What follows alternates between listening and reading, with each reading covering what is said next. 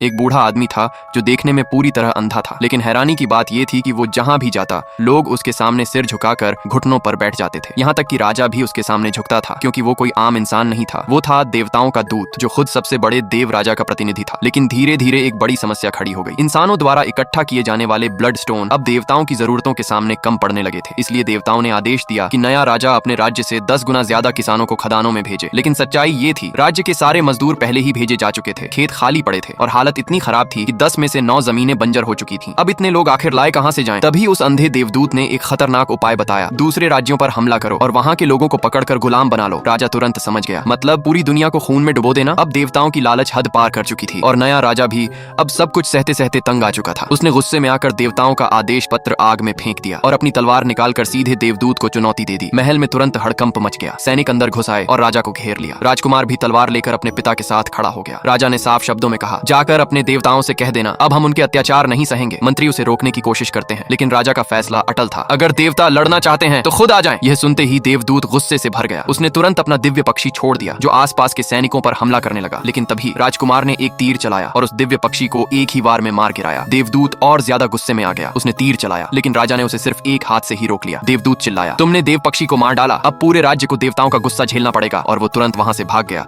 ताकि देवताओं को खबर दे सके। कुछ ही समय बाद देव राजा ने 6 शक्तिशाली देवताओं को पृथ्वी पर भेज दिया। उनकी ताकत इतनी भयानक थी कि लाखों की सेना भी उनके सामने टिक नहीं पाई। कुछ ही पलों में पूरी सेना का सफाया हो गया। फिर भी राजा ने हार मानने से इनकार कर दिया। शहर के लोग भी अपनी जान देने के लिए तैयार थे, लेकिन दरबार के कुछ मंत्री डर गए। उन्होंने चोरी छिपे राजा की हत्या की योजना बना ली, लेकिन राजा को पहले से ही सब पता था। राजकुमार हैरान था, जो सैनिक हमेशा वफादार थे वो ऐसा क्यों कर रहे हैं? सैनिक बोला, मैं देश के लिए कर रहा हूँ, इंसान देवताओं को नहीं हरा सकते। राजा का सिर ही देवताओं का गुस्सा शांत कर सकता है। राजा गुस्से में बोला, ये सब बकवास है, अगर हम लड़ेंगे नहीं तो हमेशा देवताओं के गुलाम बने रहेंगे। अगर सच में देश से प्यार है तो उसके लिए लड़ो, चाहे जान ही क्यों ना चली जाए। लेकिन सैनिक नहीं माना। उसे यकीन था कि इंसान कभी देवताओं को नहीं हरा सकते। आखिर में उसने अपनी जान दे दी। यह सब देखकर राजकुमार के मन में पहली बार डर और शक पैदा हुआ। तभी राजा ने आसमान की ओर इशारा करते हुए बोला, लोग कहते हैं कि इंसान पैदा ही हुए हैं देवताओं की सेवा करने के लिए, लेकिन मैं इस किस्मत को नहीं मानता। एक दिन इंसान खुद देवताओं के पास जाएंगे और कहेंगे, हम तुम्हारे गुलाम नहीं हैं, हम अपनी किस्मत खुद लिखेंगे। राजकुमार भी जोश में बोला, हाँ, अपनी किस्मत खुद लिखेंगे। लेकिन देवताओं की नजर से कुछ भी छुपा नहीं था। उसी समय 6 देवता शहर के ऊपर आ चुके थे। उनमें से एक बोला, इन इंसानों की हिम्मत कैसे हुई देवताओं को चुनौती देने की? फिर वो एक तेज रोशनी बनकर नीचे गिरा और एक ही झटके में हजारों सैनिक हवा में उड़ गए। उसकी ताकत इतनी भयानक थी कि एक मुक्के में लाखों लोगों को मार सकता था। दूसरा देवता हंसते हुए बोला, अरे धीरे मारो वरना मजा खत्म हो जाएगा। एक और देवता सामने आया जिसके पास अंधकार की शक्तियां थीं। उसने जमीन को ही नरक बना दिया और फिर आदेश दिया, शहर पर हमला करो, एक भी इंसान जिंदा नहीं बचना चाहिए। अब हालात पूरी तरह बेकाबू हो चुके थे। सैनिक एक एक करके मारे जा रहे थे। तभी राजा ने अपनी दोनों तलवारें निकाली और सीधे उस अंधकार वाले देवता का हाथ काट दिया और जोर से बोला, आज के बाद डरने की बारी तुम्हारी है।